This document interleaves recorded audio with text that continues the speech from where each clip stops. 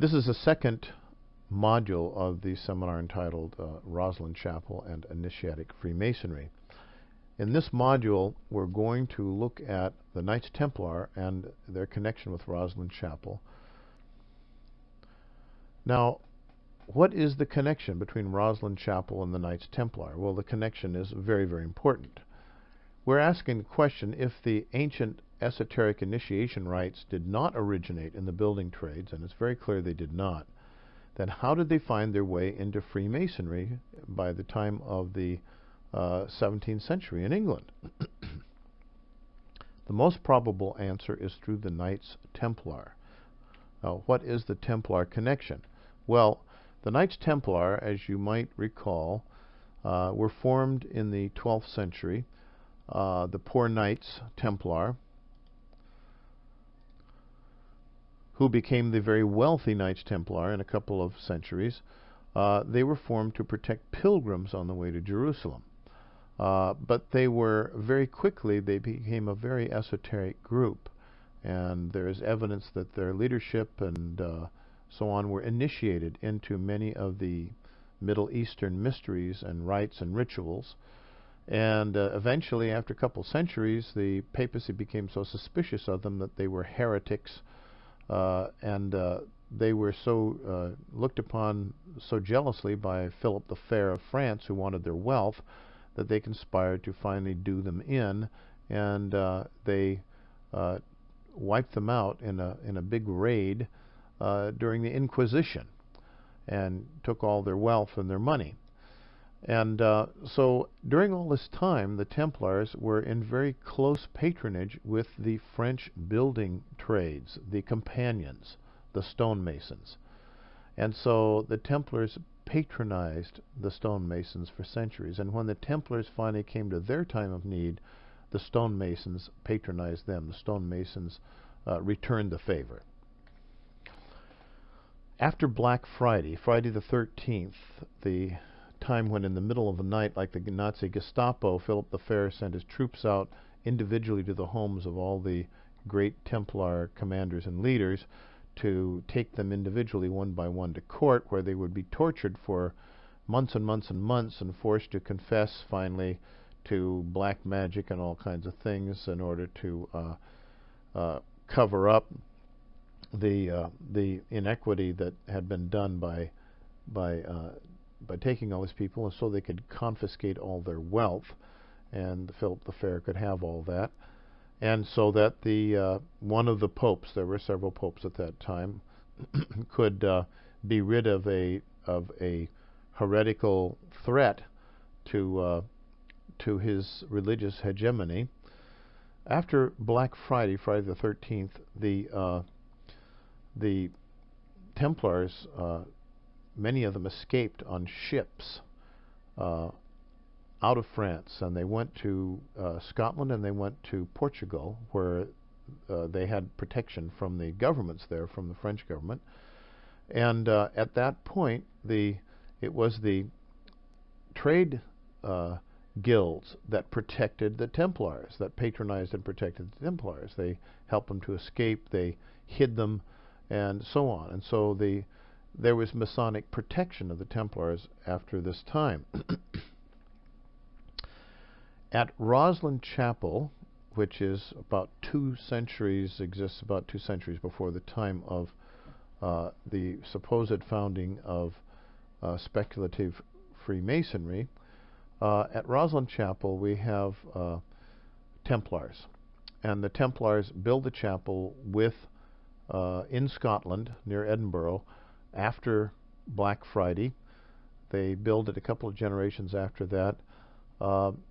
And the whole chapel is a monument to the cooperation between Templars and the Masonic building guilds. And in the chapel we find evidence that at this place, for the first time in history, in the building guilds, they are using what we call the Masonic initiation ritual, which is the ancient mystery religion ritual. We don't find it any time before this.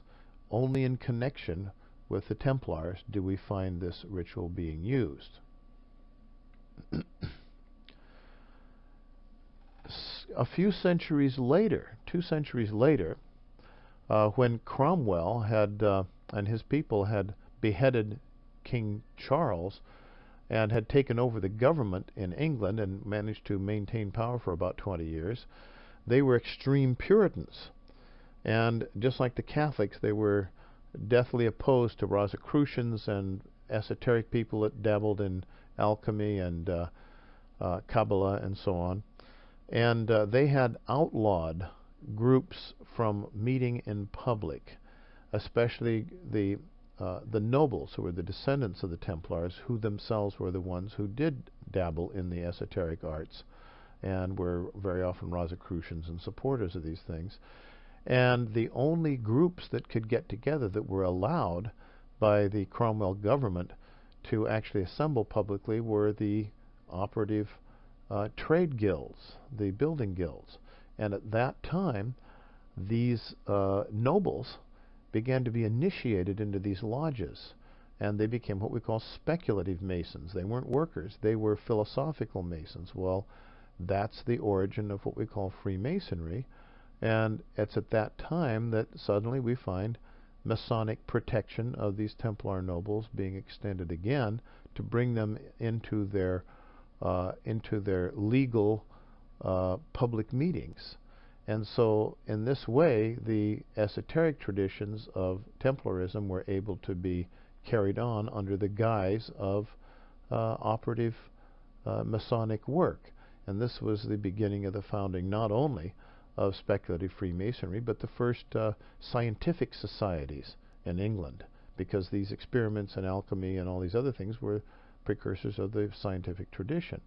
So during Cromwell's suppression, we know that the Masonic groups came to the protection of these Templar nobles and those who were involved in those traditions, and inducted them as special members that were called not operative Masons but speculative Masons, and there they were able to meet with other people, and very quickly the movement grew. Of course, Cromwell didn't last very long at all. In 20 years he was out and the monarchy was back in, and then speculative Freemasonry took off as a vehicle for really what had been the Templar arts. So let's look at the Knights Templar. The Knights Templar started out as the poor Knights of Christ. They were so poor, we're told, that two knights had to ride on one horse. They couldn't afford 2 horses. And so the famous symbol of the Knights Templar shows the 2 knights riding on one horse. Their famous Templar cross that was used on their shields and so on, and there are many versions of this. The cross, along with the fleur-de-lis, the French fleur-de-lis, became their identifying marks, and the Templar cross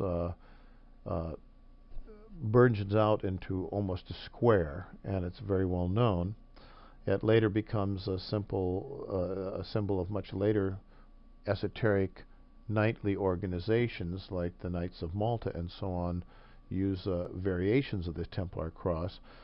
But you see, we have to understand that the chivalric orders, the horse-mounted orders like the Knights Templar, previous to the time of the Templars, the nobles had their power and they were in competition with the church for power. The conflict of church and state, church law versus state law, the secular law versus the religious law, had been long-standing.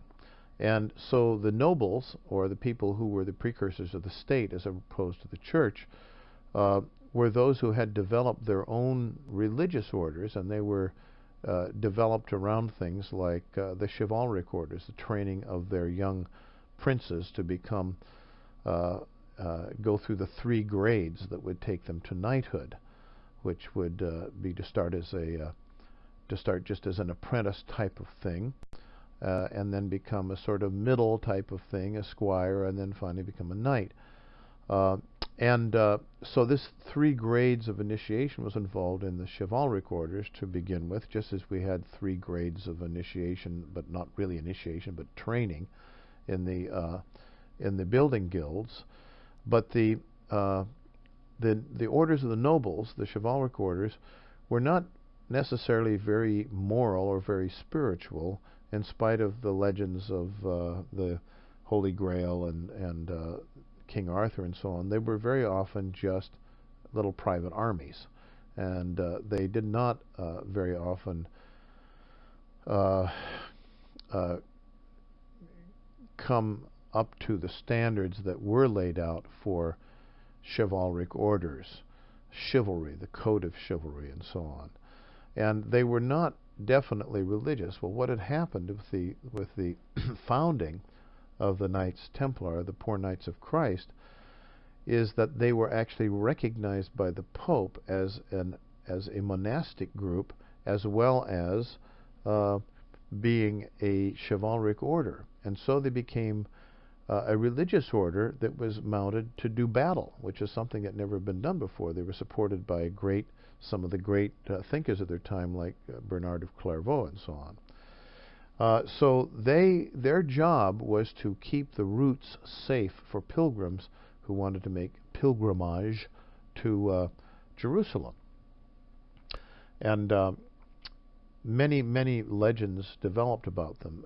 Within a century, this had become a very wealthy order. In fact, they started out building fortresses, working with the building trades and with the Masonic guilds and so on. And eventually they started building great religious buildings. They built the great cathedrals of Europe. They built Chartres. They built Notre Dame. They built them on sacred ground according to sacred principles of sacred geometry and other kinds of things. Bernard of Clairvaux was probably the most powerful cleric in the world at this time, even more powerful than the Pope. And it was he who supported them and wrote their constitution. And so they started out with quite a powerful burst of spiritual energy, with Bernard of Clairvaux behind them. They protected the pilgrims. Here's a 13th century Templar from the 1200s, a drawing of that. This is one of the great fortresses that was built by the Templars. And of course, just like any religious order, they were able to take donations. People gave to the orders after they died. They turned over their estates. And so the order became very, very wealthy, and it became very centered on building religious things, not just fortresses, but great first churches and then great cathedrals. In this relationship, they became very close to the French companions. That is the name of the French building orders, the French building guilds. And so they worked hand in hand on everything, and they became very loyal to each other. And the Templars became the religious order that patronized the building orders. And what did they build? They were not only the patrons and protectors of the French building guilds, but they had a very close alliance with the companions or the stonemasons.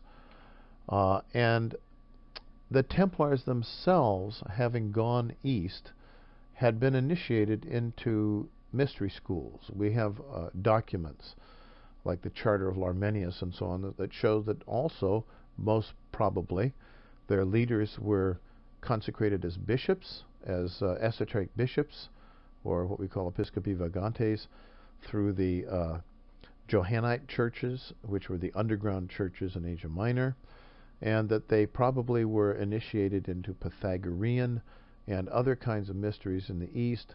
There are legends that there was at the Priory of Sion, which Sion was the hill of the site of the old temple in Jerusalem, which had been made a priory of the few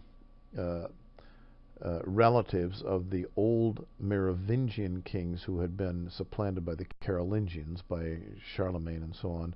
And this is kind of a bone tossed to them because there was a lot of popular loyalty to the old regime, and so they had been made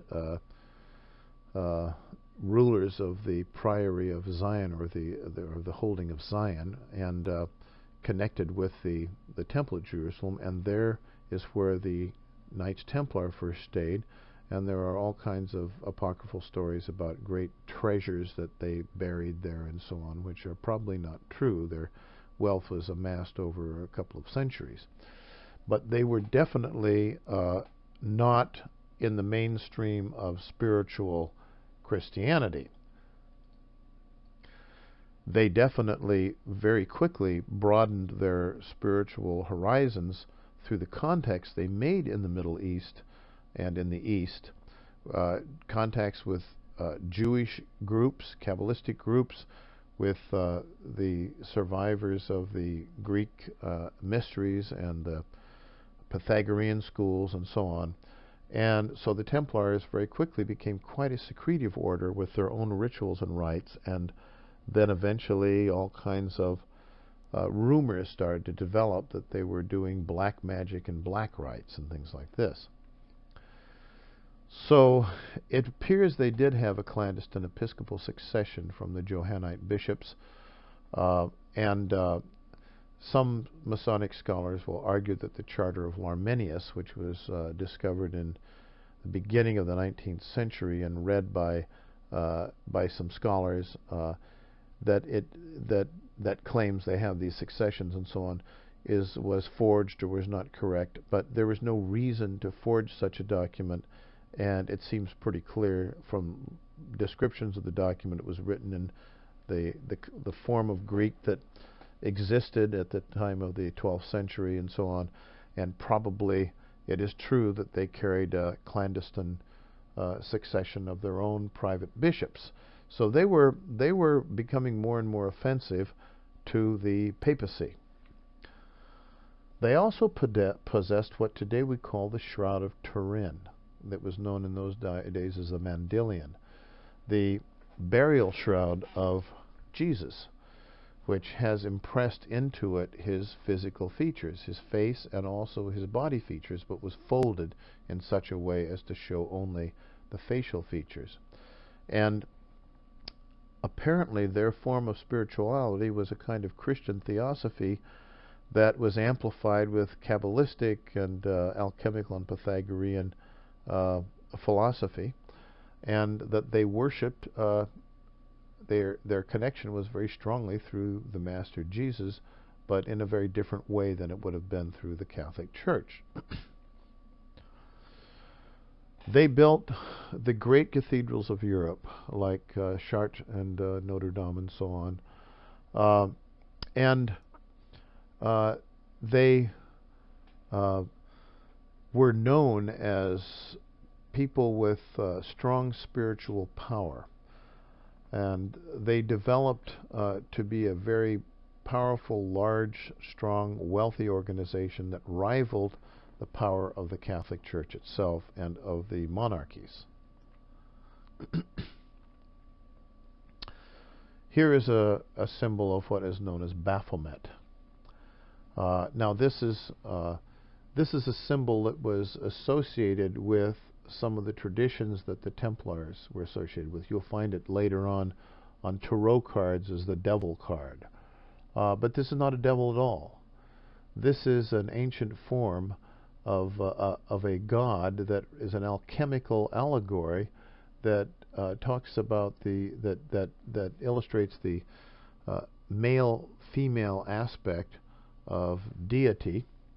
If you look at it and study the symbols of Baphomet, that you'll see that it also represents a kundalini type of force going up the spine. It's got female breasts. It's male. It's horned like a goat. It's a horned god, and so on. The Baphomet is one of the symbols that was associated with Templar spirituality, of which we know very little. But it was just like the symbols you'll see, for example, for Tibetan Buddhism, that look very terrifying and beastly and so on, but they're allegories. They're allegorical, just like Egyptian religions were and the Egyptian gods were. Here we have an animal-headed human body, and this represents a very different form of understanding of religion and practice, but nevertheless Christian, than you find in Roman Catholicism of the time. And of course, this was all integrated with their understanding of Jesus. This is a drawing of the Shroud of Turin with the face of the head of Jesus on it. It is said that they were accused of worshiping a head, and some people said a severed head and so on. We know that it was what we today call the Shroud of Turin because the Shroud of Turin was purchased from the widow of the second in command of the Knights Templar when she had to sell everything she had just in order to live, and it went into the possession of the family at Turin, and then it was given over to the Catholic Church. But this is what they had, and they had probably picked it up when Constantinople had been raided, and they themselves had probably taken it as a booty. On Friday the 13th, the Inquisition took in their beds in the middle of the night all the leadership of the Knights Templar and dragged them into court and tortured them for months and months, finally extracting from many of them phony confessions that they had been worshiping the devil and all this sort of thing in order to justify their takeover of the order and of all of its assets. This is a drawing of the burning of Jacques de Molay and other high officers of the Knights Templar, public burning for heresy. On his deathbed, as he burned, Jacques de Molay cursed the Pope and Philip the Fair. Both of them were struck down within a few months by terrible diseases that killed them. But what happened is, right before that night of Friday the 13th, a lot of these people had been warned, and they got onto their ships because the Templars had ships, very large merchant ships, and they all sailed out of the harbor and went into the English Channel, and some went north and ended up in Edinburgh and in other places in Scotland, where they were protected by the government there from the French government, and others went south and ended up in Portugal, where they also were protected. So the stories of the Templar ships sailing away are very interesting because the Templar orders from exile very often, many of them operated their ships then to take over and take the booty out of Philip the Fair or his successors' French ships, and so they became essentially pirates. And you'll find in some of the early Masonic groups, some of the early Masonic charges, they say, "I am a pirate and a corsair." And the skull and bones, the skull and crossbones, which is used as one of the symbols in very early Freemasonry. We're talking about, of course, not operative Masonry, but speculative Freemasonry. So the ships and boats of the Templars took many of them out and took them to freedom, and then they declared revenge upon the French, and they came back in their ships and they would hijack their ships at sea, and they did it out of what they felt was proper revenge. That later became a kind of a paradigm of the later pirates and piracy that became kind of an institution in England and other places on the high seas. So the Templars were dispersed everywhere. We call it the Templar diaspora. They had protection in Scotland and Portugal. Scotland, the Scottish rulers were inimical to the French, and so they protected the Templars. Portugal was the home of one of the three anti-popes, not the pope that had condemned the Templars, and so they were protected there. We still have the Order of the Knights of Christ extant in Portugal. And later the Templars were able to come into England and London as it became safe to be in those places. They did return, many of them, to France just a few years after Black Friday the 13th in AD 1316, and from some of the esoteric histories I've been able to get a hold of, they had a previous alliance with the Avignon Pope, John the 22nd. And on March 25th, in the year AD 1314, there was a clandestine Templar order re-established with the Avignon Pope as the Supreme and Universal Grand Master. And not only that, his name, by the way, was Jacques Deus. He was known as Frater Johannes, or Johannes PP, because the Templar order, the esoteric aspects of the Templar order, appealed very deeply to many of the inner sanctum of the existing clergy, because it was much more profound than Christianity, and so it was very attractive. Jacques Deus was succeeded in AD 1330 by Jacques de Lavey, who was a cardinal priest of Saint Vital, and he was succeeded as head of the clandestine Templar order in France by another French cardinal.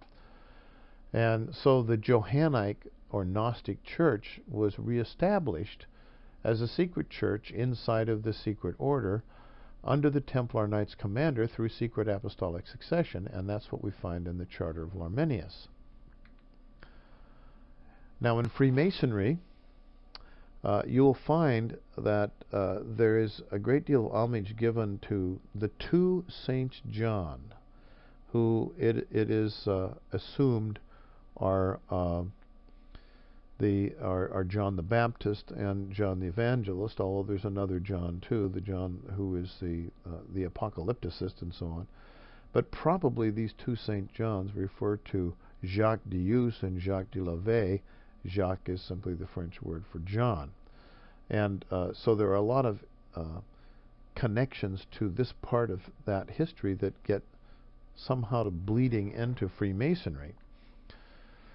In AD 1318, the order went public. It was now called the Supreme Order of Christ.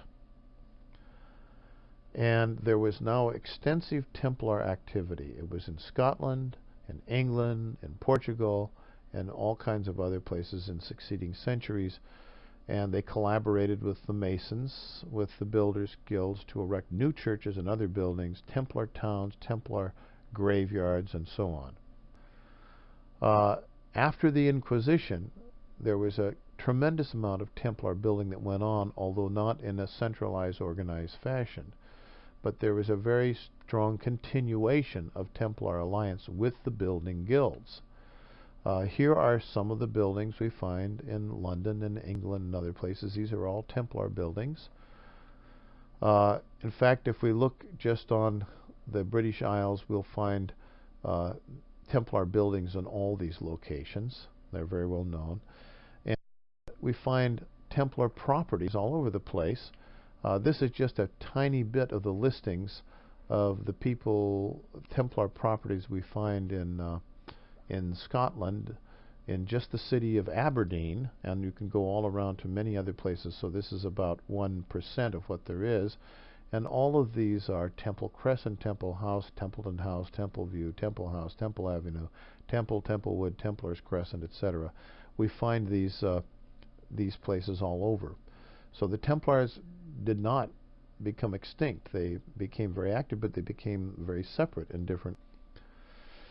Now, if we look at Templar grave sites in Scotland that are nearby Rosslyn Chapel, which is outside of Edinburgh, we find some very interesting things on graves from that period of time.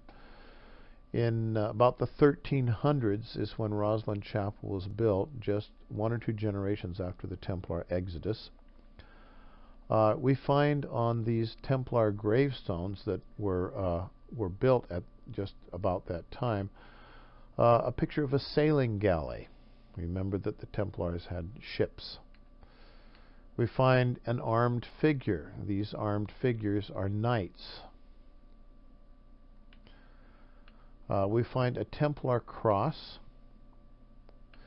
And we find a floreate design typical of the French Templars and so on.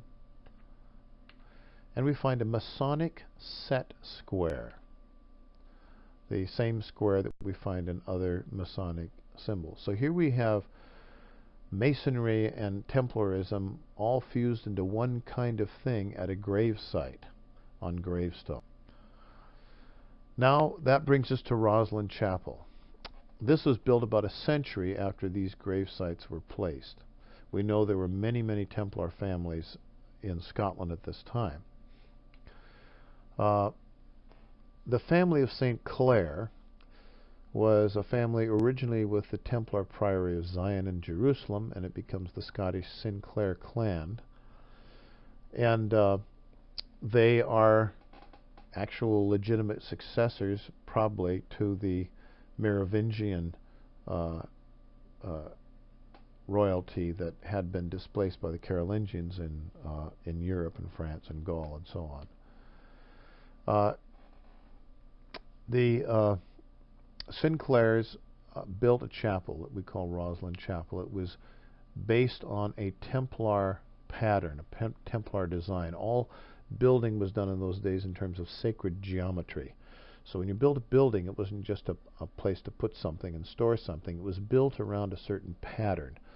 Sometimes it was built ad quadratus from the square, sometimes ad quadrangulum from the triangle, or sometimes it was built from more complex designs. This chapel was built from a Templar cross, as we can see it in the architectural designs of the lines from the original building. This is what the building looked like a couple of centuries ago, before it had fallen into a lot more decay. This is what it looked like from the outside. It's a Gothic building using flying buttresses. But inside, there are the most exquisite forms of architecture.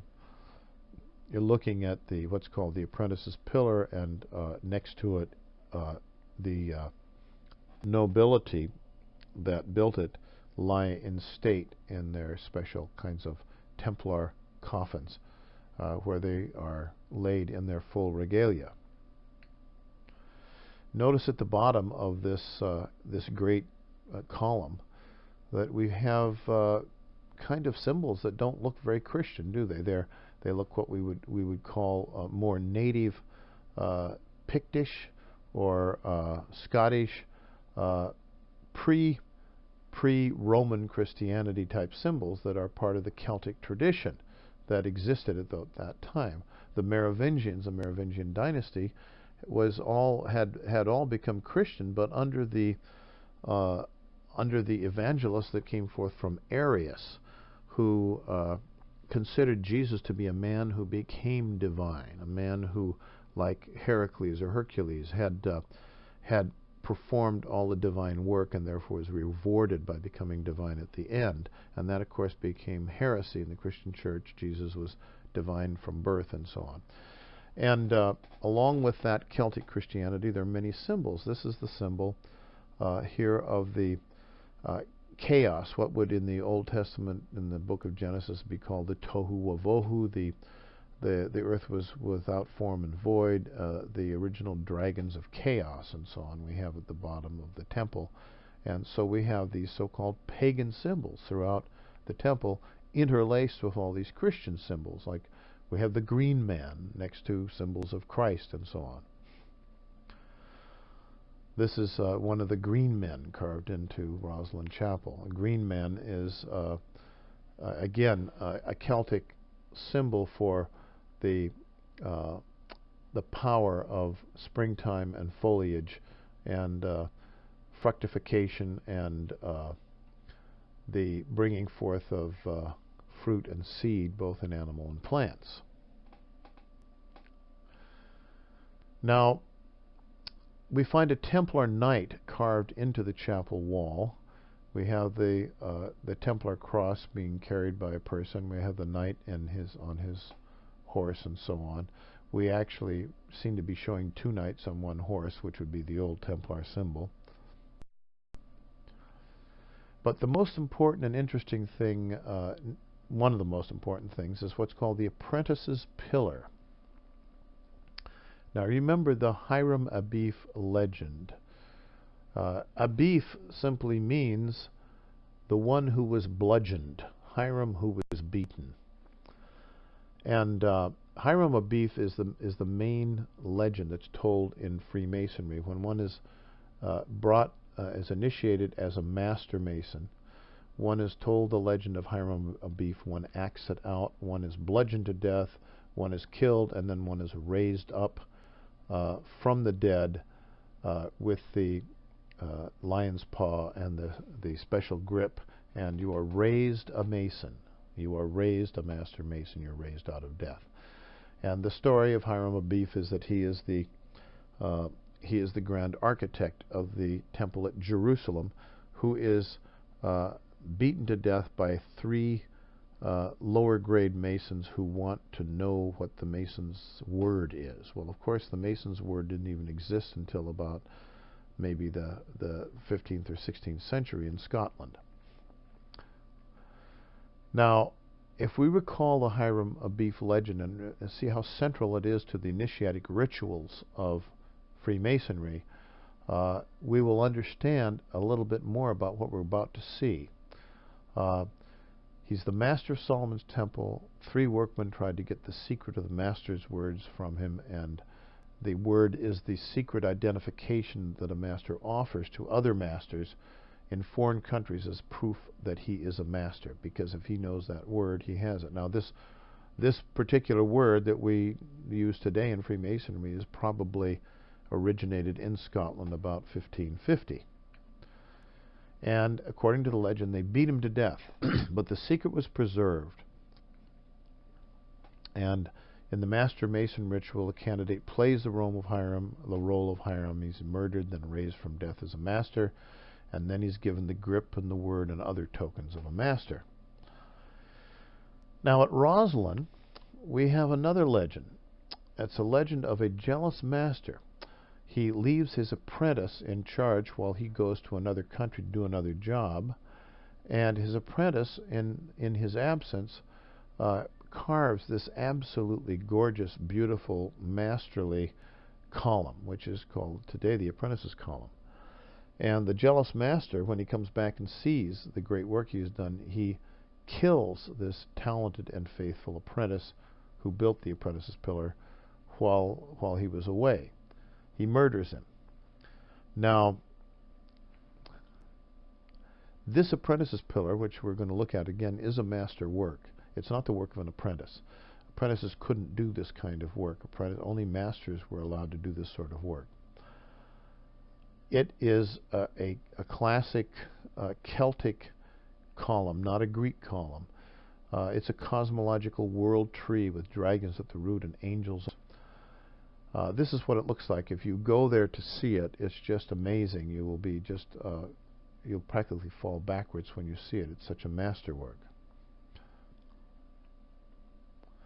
Here are the forces of chaos at the bottom of the world tree.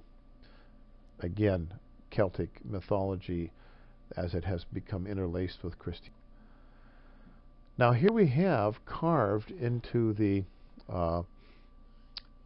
chapel what is supposed to be the face of the apprentice, the murdered apprentice. And when it's examined very closely, we find some interesting. The apprentice was originally not an apprentice, but a master mason. That face on the wall was not the face of an apprentice. How do we know? Because a beard and mustache were worn only by masters, and the face of the apprentice that's carved originally had a beard and a mustache. In other words, that was the face of a master mason who was murdered out of jealousy. And later, this beard and mustache was very skillfully chipped off, but if you do microscopic examination, you can see where it used to be. Why would somebody chip off the beard and mustache so nobody would think that the master was a master? They think he was just an apprentice. Why would they do that? Well, the legend of the apprentice, we think, was created in later generations to keep the Masonic legend of Hiram Abif secret. Hiram who was beaten to death. Since the Master's word that we know of originated in Scotland contemporary with the building of Rosslyn Chapel, and the Hiram Abief legend appears at this time, many scholars think that the murdered master, and he was not an apprentice, he was a master of Rosslyn Chapel, was in fact the creator of the so-called Apprentice's Pillar, and that the legend of Hiram Abief originates at Rosslyn Chapel with this act of murder. So he would be, this murdered master would be Hiram, which is an initiatic name, and he was a protector of the Master's word. In other words, he was a Masonic saint. So the initiatic rites of Freemasonry, all centered on the myth or the legend of Hiram Abief, may have first been introduced right here by Templar masters at Rosslyn Chapel. Let's take a look at what else we find at Rosslyn Chapel. What we find is initiatic rites of the mystery religion sort, of the sort we don't find any earlier among the Masonic guilds, but we do find later in the 17th century, and then we now associate with the Masonic initiation rites, the Masonic rituals. Here we have an image of initiation carved in the walls at Rosslyn Chapel 200 years before the first English Freemasonic lodges. Let's see what's on it. If we do a rubbing, we can see better what's on it. And what do we find? We find a Templar cross. This is one form of the kind of cross we find that was used by Templar knights. And this Templar knight is the person who's doing the initiating. We find the blindfold. The initiate is hoodwinked in the classic form of the Greek mysteries. We find that he is swearing on a Bible. This is a holdover from the oaths taken probably in the regular operative Masonic guilds, but now this is integrated into a more elaborate mystery-like religion as he's being initiated into Freemasonry. We find two pillars. He's being initiated between two pillars, Joachim and Boaz. And we find that he has a cable toe. We can also see that his arms or shoulders are bare on one side. He's on his knees, and his knees are bare. We can't see his feet, but he's probably slipshod or barefoot. So there is a lot of evidence, in the opinion of many Masonic scholars, that Rosslyn Chapel shows where the classic Freemasonic mystery rituals entered into the craft guilds. It came probably through the Knights Templar and their connection with the mysteries of the Middle East and the Pythagorean and other forms of initiation they had experienced. And so Freemasonry, as it emerges in the 17th century, already has within it these rituals, and this seems to be where they probably originated. It was through the contact with Knights Templar and Templarism.